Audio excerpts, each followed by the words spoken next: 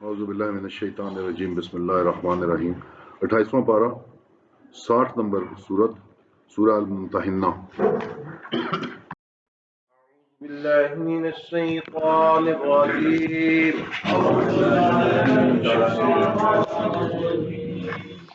الله الرحمن الرحيم بسم اللہ الرحمن الرحیم يا أيها الذين آمنوا یا ایھا الذین آمنوا لا تتخذوا عدوي وعدوكم الذین کفروا واغفر لنا ربنا اغفر لنا ربنا إنك أنت العزيز الحكيم انک انت العزیز الحکیم اعوذ باللہ من الشیطان الرجیم بسم اللہ الرحمن الرحیم اشہد ان لا الہ الا اللہ واشہد ان محمدا عبدہ ورسولہ اللہ اکبر استغفر اللہ استغفر اللہ استغفر اللہ رب زدنی علما رب زدنی علما رب زدنی علما رب اشرح لی صدری ویسر لی امری واحلل عقدۃ من لسانی یفقهوا قولی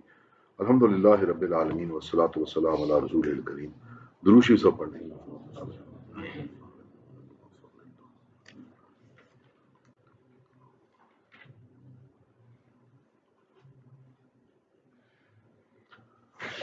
مصبحات میں تیسری سورت سورہ ممتحنہ پہ ہم پہنچے ہیں اور اس کا نزول جو ہے تقریباً سورہ توبہ کے نزدیک یہ سورت نازل ہوئی اور دو بڑے بڑے معاملات اس سورت کے اندر ہیں.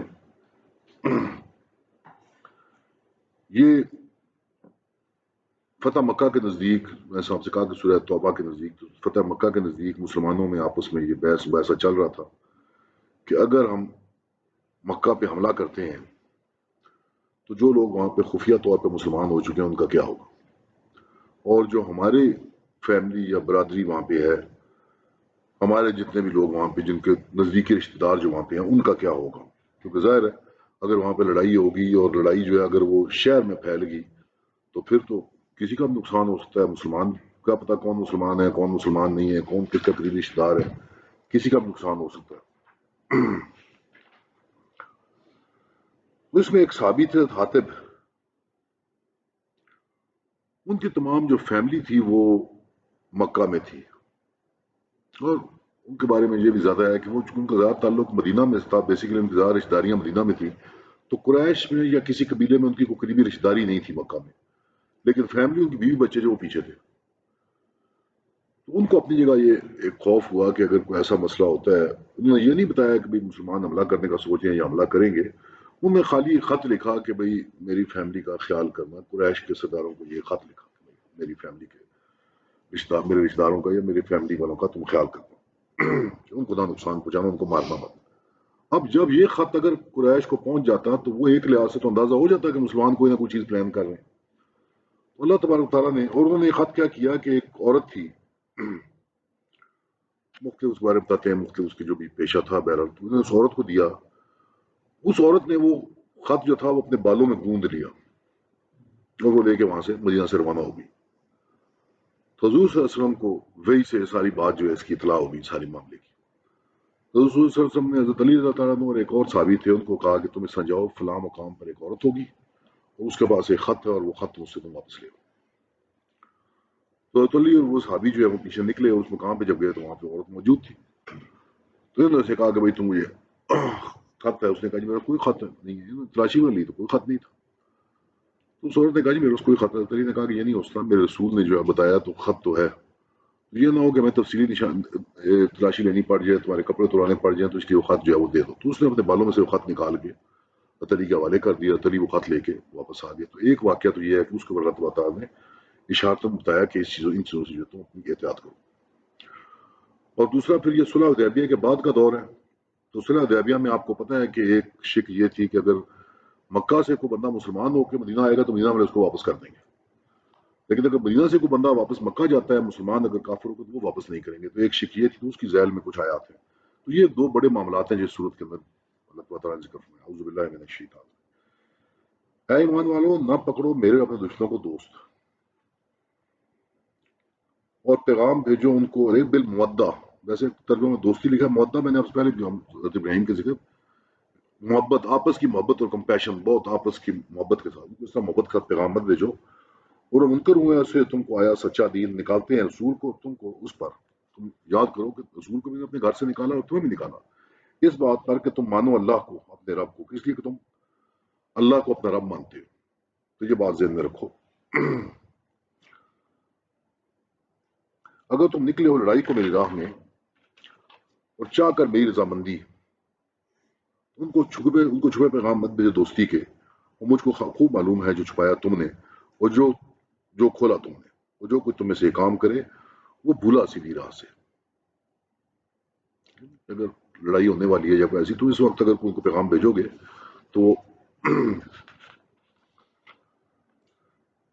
اگر تم کو وہ پاویں، اور اتفاق سے اگر تمہاری ان کی ملاقات کہیں پہ ہو جائے، ان کافروں کی جن کو تم پیغام بھیج رہے ہو دوستی کے، تو یہ دیکھو کہ تم کی پچھلا سابقہ رویہ کیا تھا. اور اب اگر تمہاری کبھی ملاقات ہو جائے، دشمن ہو تمہارے اور چلاویں تم پر اپنے ہاتھ اور اپنی زبانیں برائی کو، تمہارے لڑے بھی اور تمہارے بارے میں رنگ برنگا پروپیگنڈا بھی کریں، مواصلات بھی کریں. اور ان لوگوں سے تم امید رکھ رہے ہو کہ کوئی اچھائی کریں گے، ان کو تم پیغام بھیج رہے ہو. اور چاہیں کسی طرح تم ان کو دل ہوگا کسی کو تمہیں اسلام سے پھر جاؤ. ہرگز کام نہ آئیں گے تم کو تمہارے ناطے، یہ تمہارے جو ارحام رحم کے ناطے ہیں، مطلب فیملی ٹائز جن کو ہم کہتے ہیں، کہ جو رشتہ داری کے جو ناطے ہیں، اور نہ تمہاری اولاد دن قیامت کے. وہ فیصلہ کرے گا تم میں، اور اللہ جو کرتے ہو دیکھتا ہے. کہ اللہ کے مقابلے میں یہ تمہاری اولاد، یہ تمہاری رشتہ داریاں، یہ قیامت دن کام نہیں آئیں گی. اللہ تعالیٰ تمہیں فیصلہ کرے گا. تم کو چال چلنی ہے، اور تمہارے سامنے ایک اچھا رول ماڈل تمہارے سامنے اسلام میں موجود ہے، اور وہ حضرت ابراہیم. کیونکہ حضرت ابراہیم کا بھی آپ کو پتا نا اپنے والد کے ساتھ معاملہ جو تھا جس طرح تھا.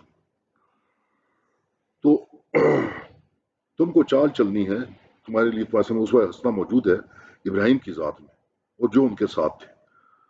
تو ان کے ساتھ سے یہ اندازہ ہے کہ حضرت ابراہیم بالکل اکیلے نہیں تھے. ایک تو ہمیں پتہ ہے کہ حضرت لوط اور حضرت ابراہیم کی اپنی بیوی جو تھی وہ بھی تھی، اور شاید کچھ اور بھی صحابی تھے ان کے ساتھ، واللہ عالم، جب وہ اپنے قبیلے سے ان کا جھگڑا بہت حد سے بڑھ گیا تھا، واللہ عالم.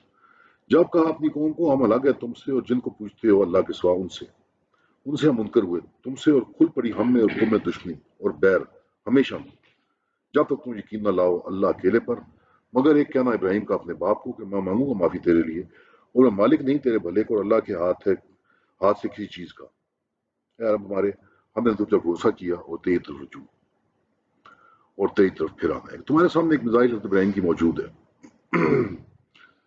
کہ انہوں نے بالکل صاف برات کا اظہار کیا اپنی قوم سے. انا براء منکم، برات کا اعلان کیا بالکل کہ میں کسی چیز ہمارا کوئی تعلق نہیں ہے میرا. تو سورہ توبہ کا آغاز بھی اس سے ہوا ہے کہ برات ہے اللہ کی، اس کے رسول کی. تو لہذا یہ ضرور ہے کہ انہوں نے اپنے باپ کو کہا کہ میں تمہارے لیے استغفار کروں گا اپنے اللہ سے، لیکن میرا اختیار کچھ نہیں ہے، جو فیصلہ وہی ہوگا جو اللہ رب العزت چاہے گا، لیکن میں یہ کہ تمہاری طرف سے استغفار ضرور کروں. اے رب ہمارے، نہ جانچ ہم پر کافروں کو، اور ہم کو معاف کرا ہمارے. تو یہ زبردست حکمت والا بڑی زبردست آیت ہے. ربنا لا تجعلنا فتنة للذین کفروا، ہمیں فتنہ نہ بنا دے کافروں کے لیے. ایک تو مسئلہ سیدھا سا سامنے آتا ہے کہ ہمیں کافر تختہ مشق نہ بنا دے، ہم پہ تجربے نہ کرنا شروع کر دے. فتنہ جو ہدایت کے رستے میں کوئی رکاوٹ پیدا کری یا پیدا ہو جانا، تو ہمیں کافروں کا تختہ مشق نہ بنانا. بڑی سمپل سا مطلب ہے کہ ہمیں کافروں کو ہمارے پہ ہاتھ کھولنے کا موقع نہ ملے. ایک تو یہ. لیکن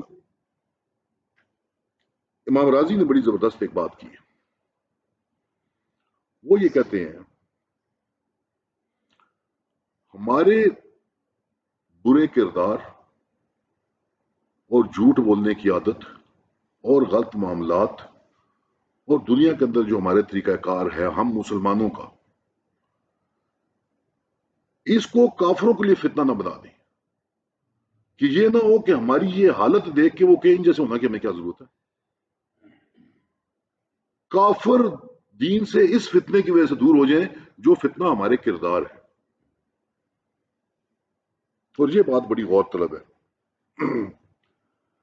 کہ ہمارے کردار اس بات کا ثبوت نہ بن جائیں کہ کافر اور اپنے کفر پہ قائم ہو جائیں، کہ ہمیں دیکھ کر کے کہ ایسا مسلمان ہونا ہے میں نے، اتنا کرپشن میں ان کا دنیا میں نمبر دیکھ لیں، انصاف میں دنیا میں ان کا نمبر دیکھ لیں، حقوق العباد میں دنیا میں ان کا نمبر دیکھ لیں، محنت میں ان کا نمبر دیکھ لیں، جھوٹ بولنے میں ان کا نمبر دیکھ لیں، کہ ہماری یہ حرکتیں دیکھ کر کافروں کے اسلام قبول کرنے کے لیے فتنہ نہ بن جائے۔ تو بات یہ ہے کہ مسلمانوں کے رویے کو دیکھ کے، ہمارے اعمال کو دیکھ کے، کوئی بھی دنیا کا شخص اس کو آٹومیٹکلی اسلام سمجھتا ہے۔ اگر 3 آدمی گئے اور مسجد کے اندر انہوں نے بم پھاڑ کے اپنے آپ کو 300 بندہ مارا ہے، تو دیکھنے والے یہ نہیں کہتے کہ 3 گمراہ لوگ، وہ کہتے ہیں جی یہ اسلام ہے، آپ کے سامنے یہ ہے اسلام، یہ سکھا رہا ہے اسلام۔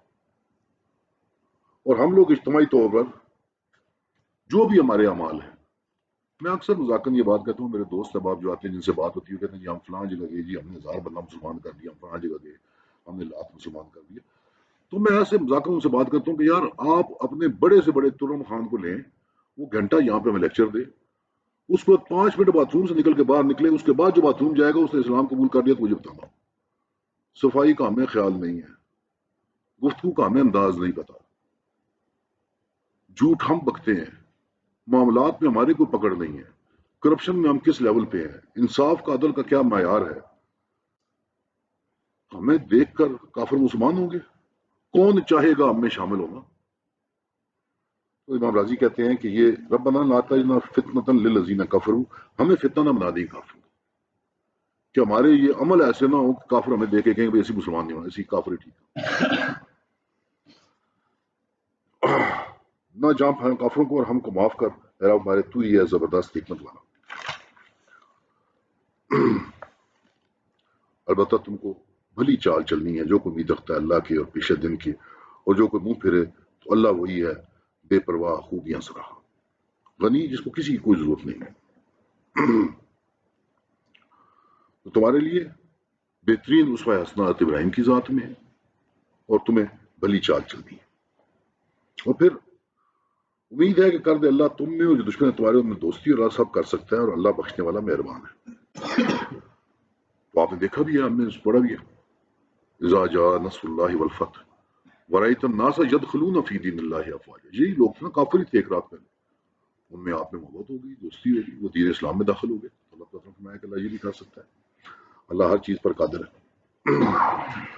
اللہ تم کو منع نہیں کرتا ان سے جو لڑے نہیں تم سے دین پر، اور پھر یہ کہ اللہ تبارک و تعالیٰ تمہیں یہ نہیں کہ دنیا میں کوئی بھی کافر ہے یا کہیں پہ بھی ہے تو تمہیں کہہ دیا کہ تمہاری سرعام اس سے دشمنی ہوگی، یہ معاملہ نہیں ہے۔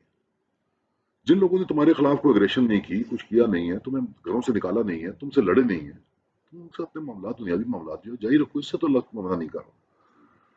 اللہ تم کو منع نہیں کرتا ان سے جو لڑے نہیں تم سے دین پر، اور نکالا نہیں ان کو تمہارے گھروں سے، ان سے کرو بلائی اور انصاف کا سلوک۔ اللہ چاہتا ہے انصاف والوں کو، اللہ تو چاہتا ہے کہ تم انصاف کے ساتھ دنیا میں رہو۔ تو جن لوگوں نے تمہارے اوپر کوئی دشمنی نہیں کی، کوئی اگریشن نہیں کی، تمہارے خلاف کوئی کی، ان کے خلاف تمہیں بلا وجہ جنگ اعلان کرنے کی ضرورت نہیں۔ اللہ تو منع کرتا ہے تم کو ان سے جو لڑے تم سے دین پر، اور نکالا تم کو تمہارے گھروں سے، اور میل باندھا تمہارے نکالنے پر، کہ ان سے کرو دوستی، اور جو کوئی سے دوستی کرے سو وہ لوگ وہی ہیں گناہ گار۔ اللہ تو ان سے منع کرے کہ جو تم سے دشمنی کی، تمہیں گھروں سے نکالا، تمہیں ہجرت پہ مجبور کیا، ان کے بارے میں۔ لہٰذا نہ تمہیں کفار سے اوور آل نہ نفرت کرنے کی ضرورت ہے، نہ ان کو کمتر سمجھنے کی ضرورت ہے، نہ ان کے اوپر کوئی اگریشن کرنے کی ضرورت ہے۔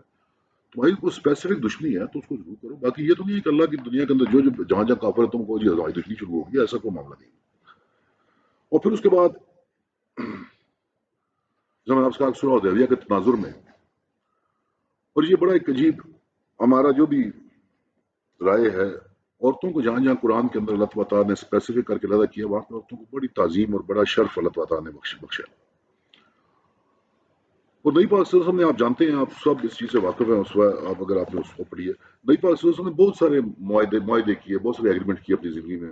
عقبۃ اللہ سے شروع ہوا، عقبۃ الثانی جو ہے جو مکہ کے اندر ہوئے، بیعت رضوان ہوئی، صلح حدیبیہ، یہ سارے معاملات جو ہے وہ سے، لیکن ایک یہ بہت ساری بیعت جو نبی پاک صلی اللہ علیہ وسلم نے بہت ساری بیعتیں جو کی، تو یہ ایک بیعت ہے جو اللہ تعالیٰ نے خاص طور پہ قرآن میں تفصیل سے ذکر کیا، جو بیعت عورتوں کے ساتھ ہے۔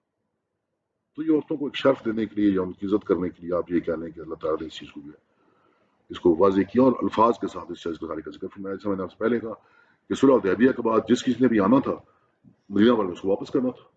اتنے میں کچھ مسلمان عورتیں جو خفیہ طور پر مسلمان تھیں وہ مدینہ آ گئی۔ اب کافر پیچھے پہنچ گئے جی کہ ہمارے والے کو۔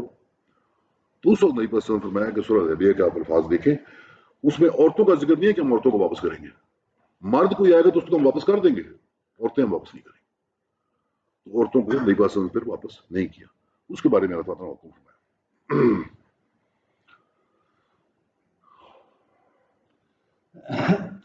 اے ایمان والو، جب آئیں تم پاس ایمان والی عورتیں وطن چھوڑ کر تو ان کی جانچ کرو، ان کو جانچ لو۔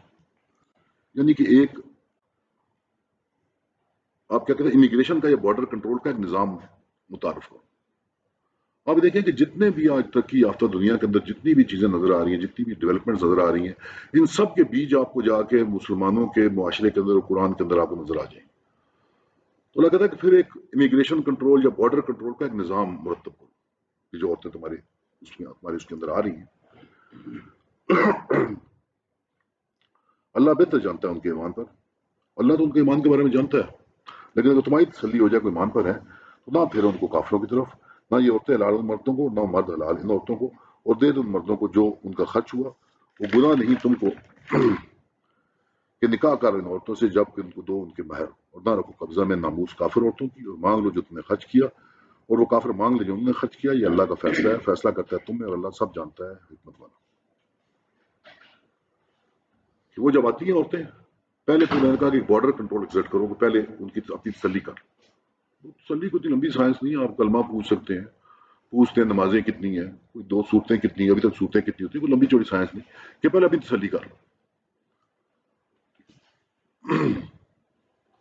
پھر اس کے بعد اگر تو پیچھے ان کے کافر خامند ہیں تو ان کا جو اقمیر ہے وہ ان کو واپس کر دو۔ اسی طرح تم نے جو اپنی عورتیں جو ہیں جو تمہارے پاس کافر عورتیں، ظاہر اب نکاح ختم ہو چکا ہے، ان کو تم واپس بھیجتے ہو تو ان کو تمہارے حق میں واپس کرنے چاہیے، جو تم نے ان پہ خرچ کیا ان کو واپس کرنا چاہیے۔ لیکن وہ ظاہر ہے کافر کدھر واپس کریں گے، نہ واپس کریں گے نہ کافر کریں گے، تو پھر اللہ تعالیٰ نے اس کی دوسری شکل یہ بتائی۔ اگر جاتی ہے تمہارے ہاتھ سے کوئی تمہاری عورتیں کافروں کی، پھر تم گہما مارو، مطلب تمہاری سے کوئی لڑائی ہو، کوئی آپس میں کوئی جھگڑا ہوتا ہے، مطلب جب جنگ ہوتی ہے، تو دو ان کو جن کی عورتیں جاتی رہی ہیں جتنا انہوں نے خرچ کیا تھا، اور ڈرتے رہے اللہ سے جس پر تم کو یقین ہے۔ اب ایک مسلمان مرد تھا، اس کی کافر عورت تھی، اس نے واپس کی، ان لوگوں نے اس کا مہر واپس نہیں کیا، یا جو کچھ اس نے خرچہ تھا واپس نہیں کیا۔ تو جب کبھی لڑائی ہوتی ہے، مال غنیمت جب آتا ہے، تو اس میں سے پہلے اس کا بھی جو اس کا خرچہ ہوا وہ بھی اس کو مرد کو واپس کرو۔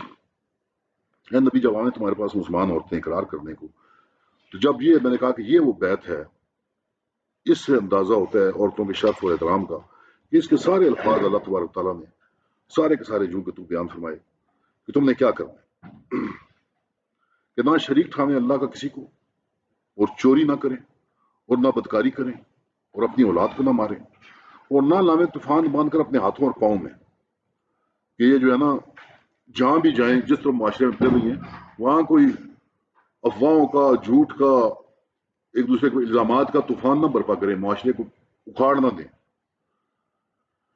اور نہ کرے بے حکمی تیرے کسی بھلے کام میں، اور تو ان سے اقرار کر اور معافی مانگ ان کے واسطے اللہ سے، اللہ بے شک بخشنے والا مہربان ہے۔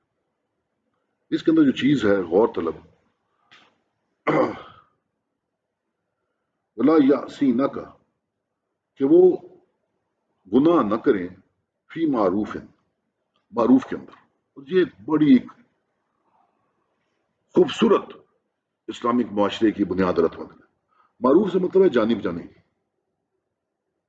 عمل بالمعروف و نہی عن المنکر، جانی پہچانی، جس کو لوگ پہچانتے ہو، معاشرہ پہچانتا ہو۔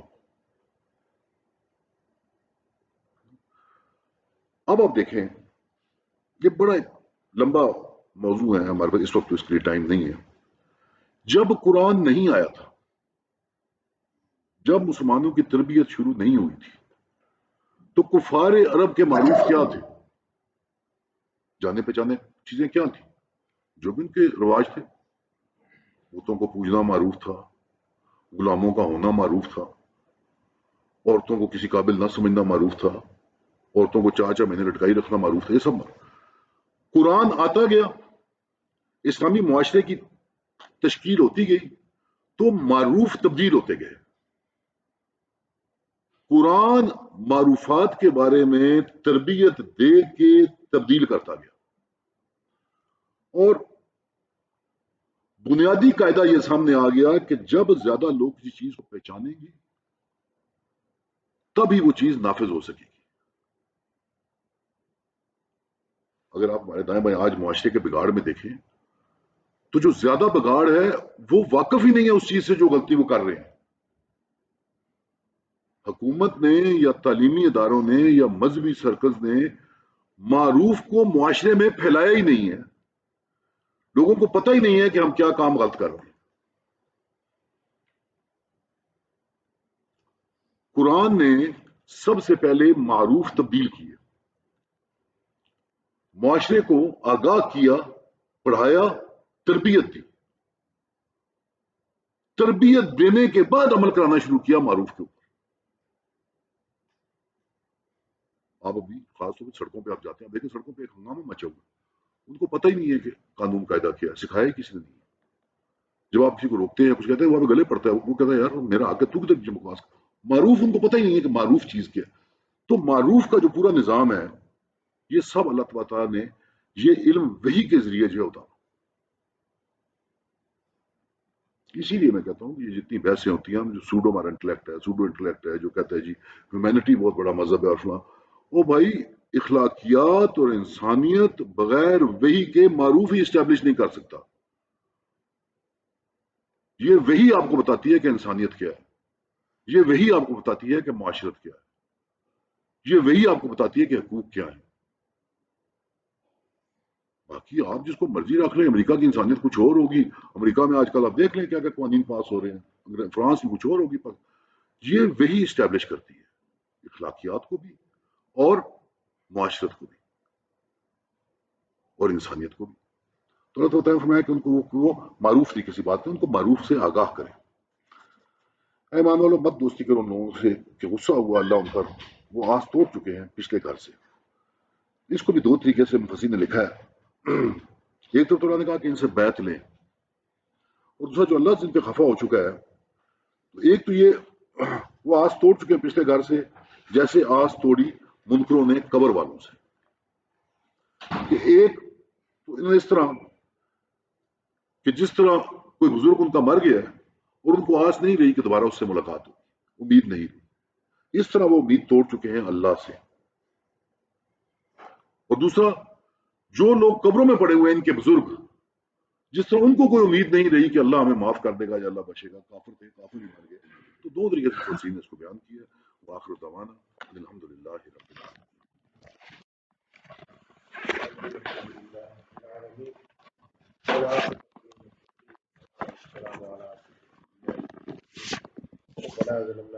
العالمين. ربنا لا تزغ قلوبنا بعد إذ هديتنا وهب لنا من لدنك رحمة إنك أنت الوهاب. اے اللہ جو فرض غلطی کی کو معاف فرما، اپنی بارگاہ کے اندر قبول و منظور فرما، اس پر عمل کرنے کی توفیق عطا فرما۔ اے اللہ جو ہمارے صغیرہ کبیرہ گناہوں کو معاف فرما، جتنے مسلمان پریشان حال ہیں اللہ ان کی پریشانی کو دور فرما، جتنے مسلمان بیمار ہیں بالخصوص ڈاکٹر صاحب کے لیے دعا فرمائے، اللہ انہیں صحت کاملہ عاجلہ مصبرہ نصیب فرما۔ اور بھی جتنے مسلمان بیمار ہیں گھروں میں، اسپتالوں میں، حیوانی بیمار ہیں، جسمانی بیمار ہیں، اللہ انہیں صحت کاملہ عاجلہ عطا فرما۔ جتنے مسلمان وفات پا گئے اللہ ان کے صغائر کبائر کو معاف فرما، اور قبر کے مناظر کو آسان فرما، انہیں جنت الفردوس میں اعلیٰ مقام عطا فرما۔ اور بھی جن لوگوں نے دعاؤں کے لیے کہا یا چاہا ہے اللہ ان کی دلی مرادوں کو پورا فرما، مشکلات کو حل فرما، آسان عطا فرما۔ امین وصلی اللہ تعالی علی رسول خیر خلقہ محمد وعلی آلہ وصحبہ اجمعین برحمتہ۔